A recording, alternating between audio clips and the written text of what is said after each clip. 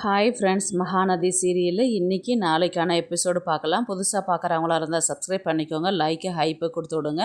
வாங்க வீடியோக்குள்ளே போகலாம். நேற்றுக்கு எபிசோடு எதில் முடிச்சிருப்பாங்கன்றது பார்த்திங்கன்னா, காவேரி வந்து சோமுவை பார்க்குறதுக்கு வந்திருப்பாங்க. நான் அவங்கக்கிட்ட ஒரு முக்கியமான விஷயத்தை பற்றி பேச வந்திருக்கிறேன் அப்படின்ற மாதிரி தான் வந்து நேற்றுக்கு எபிசோடு முடிச்சிருப்பாங்க. இன்றைக்கி அதுலேருந்து தான் கண்டினியூ ஆகும். இவங்க காவேரி வந்து சோமுக்கிட்ட வந்து நான் உங்களை ஒன்று கேட்குறேன், பர்சனல் விஷயந்தான், தப்பாக நினச்சிக்க வேண்டாம் அப்படின்ற மாதிரி தான் வந்து காவேரி ஸ்டார்ட் பண்ணுறாங்க. சொல்லுமா, எதுவாக இருந்தாலும் பரவாயில்ல அப்படின்ற மாதிரி தான் அவர் சொல்கிறாரு. இல்லை உங்கள் பேரனும் அவங்க குழந்தை வச்சுட்டு அவர் கஷ்டப்படுறாருல்ல 5 வருஷமாக, ஏன் நீங்கள் அவருக்கு ஒரு கல்யாணம் பண்ணி வைக்கக்கூடாது அப்படின்ற மாதிரி தான் வந்து காவேரி வந்து கேட்பாங்க. கல்யாணம் பண்ணி வைக்கலான்னா ஒரு விஜய் வந்து அவள் ஒய்ஃபை மறந்தால் தானம்மா கல்யாணம் பண்ணி வைக்கிறது, இன்னமும் அவன் நினப்பில் தாம்மா வாழ்ந்துட்டுருக்கிறான் அவன் அப்படின்ற மாதிரி தான் வந்து சோமு சொல்லுவார். அதுக்கப்புறம் வந்து அவர் அப்படியே இருந்தால் நீங்கள் விட்டுட்டு இருந்தால் எப்படின்னா, நான் அவனுக்காக நிறைய விஷயங்கள் வந்து ஒரு தவறான முடிவுகள் தான் அவன் விஷயத்தில் நான் எடுத்திருக்கிறேன். இனி வந்து அந்த மாதிரிலாம் எதுவும் எடுக்கக்கூடாது, இனி அவனை கேட்டு தான் செய்யணுன்றதுனால தான் சரி அவனுக்கு எப்போ பிடிக்குதுன்னு சொல்கிறானோ அப்போ கல்யாணம் பண்ணி வைக்கலாம் அப்படின்ற முடிவில் தாம்மா இருக்கிறேன் அப்படின்ற மாதிரி தான் வந்து சோமு சொல்லுவார். அதுக்கு தான் நான் ஒரு ஐடியா பண்ணிட்டு வந்திருக்கிறேன் அப்படின்ட்டு அவங்க காவேரி சொல்லுவாங்க. என்ன ஐடியாம்மா, எனக்கு ஒன்றும் புரியல அப்படின்ற மாதிரி தான் வந்து சோமு சொல்லுவாங்க.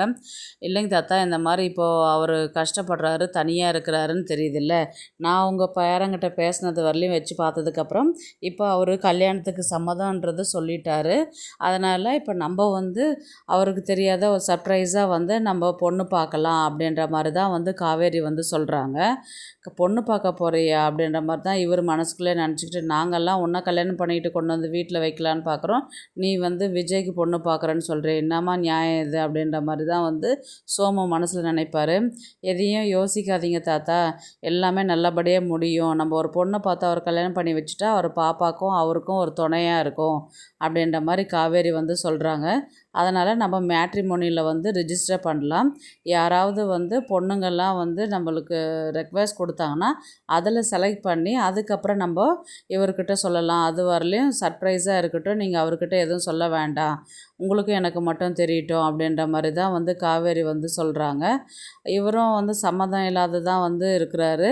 சரி நீங்கள் ஃபோட்டோ மட்டும் எனக்கு அனுப்பி விடுங்க, நான் ரிஜிஸ்டர் பண்ணுறேன் என் ஃபோன்லேயே அப்படின்ற மாதிரி தான் வந்து ரிஜிஸ்டர் பண்ணிவிட்டு, நான் உங்கள் நம்பர் தான் கொடுத்துருக்குறேன், எதுவாக இருந்தாலும் உங்களுக்கு தான் நோட்டிஃபிகேஷன் வரும், நீங்கள் வந்து யார் யாருன்னு நல்லா பொண்ணு அழகாக இருக்கிறாங்களோ அதில் நம்ம செலக்ட் பண்ணி அவங்கள நம்ம பொண்ணு பார்த்து கல்யாணம் பண்ணிக்கலாம், யாருக்கு விருப்பம் இருக்கோ அப்படின்ற மாதிரி தான் வந்து காவேரி வந்து சொல்லிட்டு வந்திருப்பாங்க.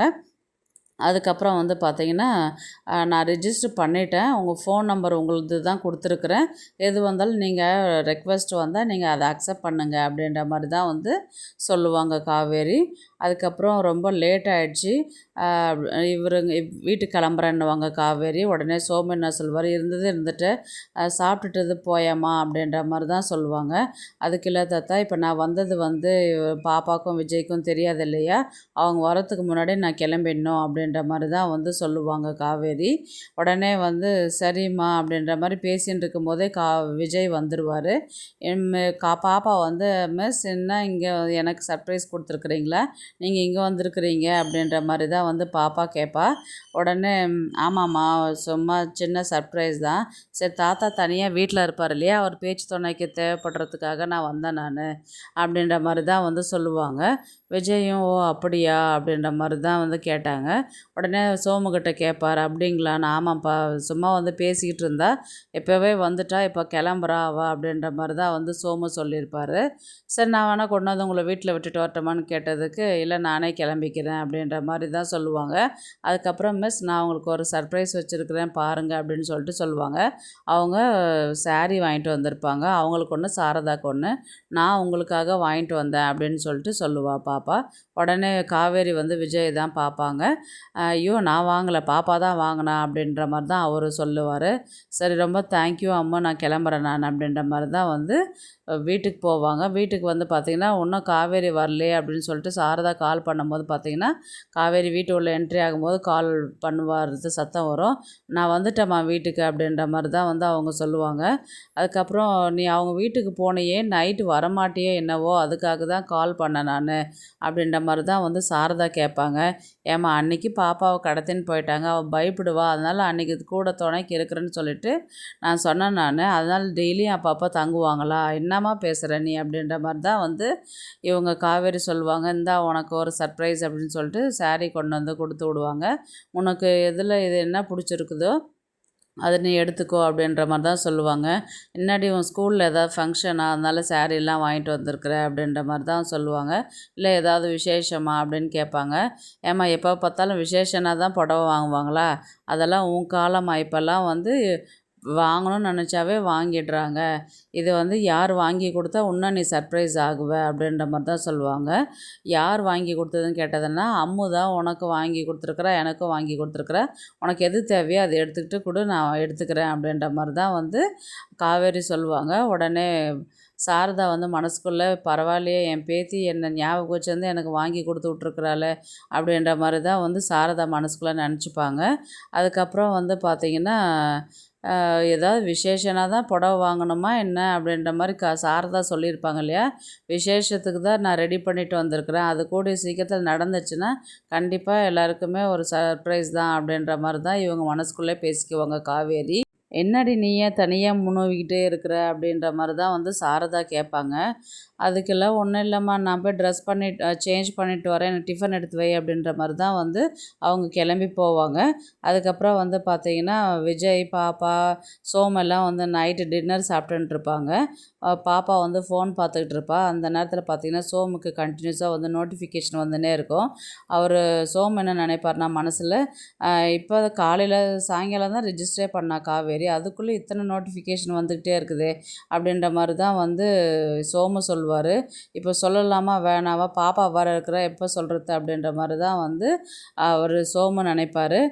உடனே விஜயும் கேட்பார், என்ன தாத்தா என்னைக்கு இல்லாத திருநாளாக இன்றைக்கி உங்களுக்கு கண்டினியூஸாக மெசேஜ் வந்துக்கிட்டே இருக்குது அப்படின்ற மாதிரி தான் வந்து சொல்லுவாங்க. சரி பாப்பாவும் செல்வியும் இருக்கிறதுனால, சரி செல்வி நீ பாப்பாவை வந்து கையை அலம்பிட்டு கொண்டு போயிட்டு மேலே படுக்க வை, நான் வருவார் விஜய் அப்படின்ற மாதிரி தான் அவர் சொல்லுவார். சரிங்க ஐயான்னு சொல்லிட்டு அவங்க கிளம்புவாங்க.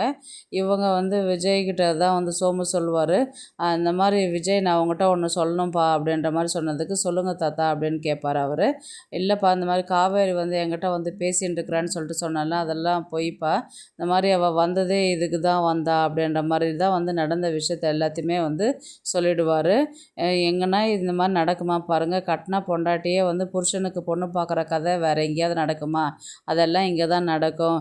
எனக்கு பொண்ணு பார்க்குறாளா, நான் வந்து இவளுக்கு ஞாபகம் வரும், என்ன கல்யாணம் பண்ணிப்பா, குழந்தை கூட வந்து சந்தோஷமாக இருப்பா அப்படின்னு பார்த்தா அதுவும் வரல.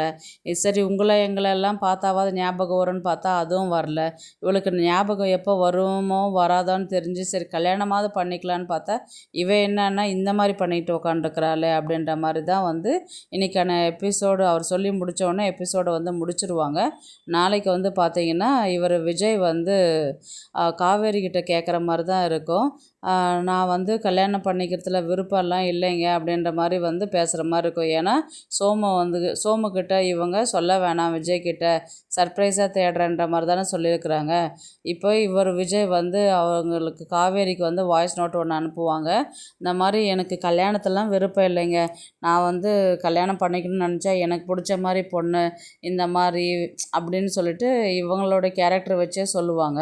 அந்த மாதிரி கேரக்டர் உள்ள பொண்ணை பார்த்தா நம்ம கல்யாணம் பண்ணி வச்சிடலாம் சார், நீங்கள் கவலைப்படாதீங்க அப்படின்ற மாதிரி தான் வந்து சொல்லுவாங்க. அதுக்கப்புறம் வந்து திரும்பவும் இவங்க ஒரு வாய்ஸ் நோட் அனுப்புவாங்க. இது என்ன ஒரு வாய்ஸ் நோட் அனுப்பியிருக்கிறாள்னு சொல்லிட்டு இவங்க பார்ப்பாங்க. இவருக்கு வந்து நான் உங்களுக்கு சீக்கிரமாக ஒரு சர்ப்ரைஸ் சொல்ல போகிறேன் அப்படின்ற மாதிரி தான் வந்து காவேரி வந்து விஜய்க்கு மெசேஜ் அனுப்பிச்சிருப்பாங்க. அந்த சர்ப்ரைஸ் ஆல்ரெடி வந்து விஜய்க்கு தெரியுன்றதுனால அவர் செம்ம கடுப்பில் இருப்பார். இந்த விஷயத்தை வந்து சாரதா கிட்ட வந்து சொல்லுவார் விஜய். அந்த மாதிரி பாருங்க அத்தை, உங்கள் பொண்ணு எனக்கு பொண்ணு தேடின்னு இருக்கிறா, தெரியுமா உங்களுக்கு விஷயம் அப்படின்ற மாதிரி சொன்னதுக்கு, இது எனக்கு தெரியாது மாப்பிள்ளை அப்படின்ற மாதிரி தான் அவங்க சொல்லுவாங்க. பாருங்க அத்தை, இந்த மாதிரி கட்டின பொண்டாட்டி யாராவது புருஷனுக்கு பொண்டாட்டி தேடுவாங்களா?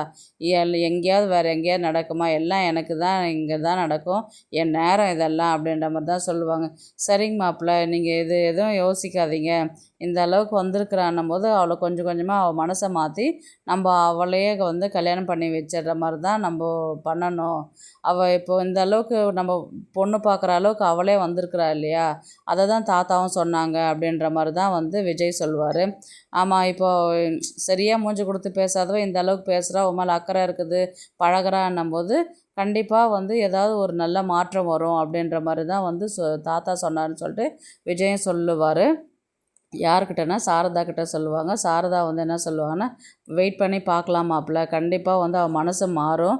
அட்லீஸ்ட் வேறு பொண்ணு கல்யாணம் பண்ணுறத விட நம்மளே அவரை பண்ணிக்கலாமே அப்படின்ற மாதிரி நம்ம ஒரு கொஞ்சம் வேறு மாதிரி தான் கொண்டு போனால் தான் அவளுக்கு உங்கள் மேலே ஒரு பொசசிவ் வரும்.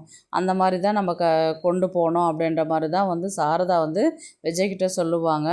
சரிங்க அத்தை, இப்போ நீங்கள் சொல்கிற மாதிரியே நானும் பண்ணுறேன் அப்படின்ற மாதிரி தான் விஜய் என்ன பண்ணுவாருன்னா, காவேரி கிட்ட பொண்ணு பிடிச்சிருக்குது, பழகிற மாதிரி இருக்குது, யாராவது கிடைச்சா நம்ம கல்யாணம் பண்ணிக்கலாம் அப்படின்ற மாதிரி தான் கதையை கொண்டு போவாங்க. ஏன்னா இந்த மாதிரி கதையை கொண்டு போகும்போது, இவ்வளோ நல்ல கேரக்டர் உள்ள மனுஷனை நம்ம ஏன் மிஸ் பண்ணோம், வேறு ஒரு பொண்ணை கல்யாணம் பண்ணிக்கிறதுக்கு விடுறதுக்கு நம்மளே பண்ணிக்கலாமே அப்படின்ற மாதிரி காவேரியா சொல்கிற மாதிரி தான் கொண்டு போவாங்க.